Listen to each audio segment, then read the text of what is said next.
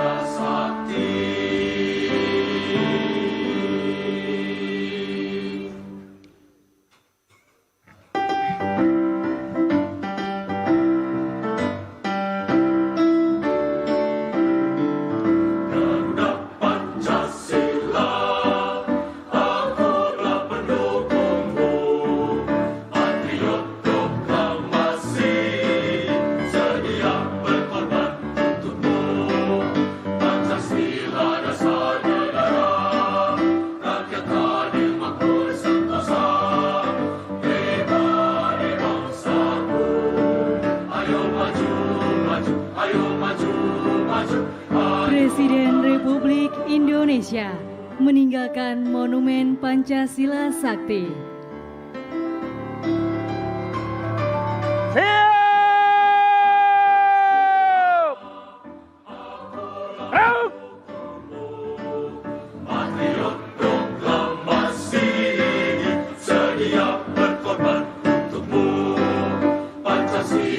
Demikian Tribun Hot News kali ini, dan jangan lupa saksikan berita lainnya hanya di kanal YouTube dan juga Facebook Tribun Timur. Download Tribun X sekarang, menghadirkan lokal menjadi Indonesia.